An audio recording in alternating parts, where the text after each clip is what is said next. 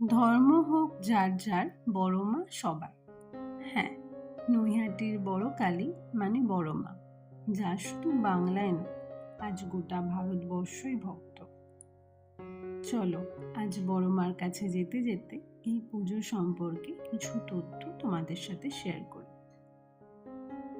Late Bhabesh Chakraborty ও তার 4 বন্ধু নবদ্বীপে ভাঙারাজ দেখতে যান, আর সেখানে বিশাল আকারের মূর্তি দেখে তারাও সিদ্ধান্ত নেন যে নৈহাটিতে ওনারা বিশাল আকার কালী ঠাকুর পুজো করবেন। কথায় আছে এই পুজো সেকালে ভবেশ কালী নামে পরিচিত ছিল।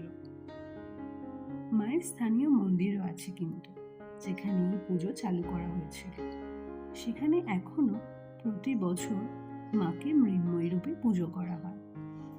2023 সালে এই পুজোর 100 বছর সম্পন্ন হল।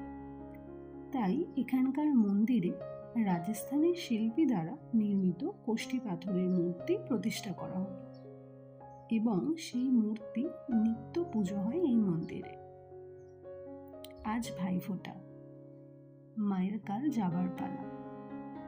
হাজারো কাজের মাঝে প্রতি বছর মাকে দেখতে ছুটে আসি আর বলি মা যেন আবার আসতে পারি পরের বছর। বড় মা সবার মনের ভিতর। জয় বড় মা।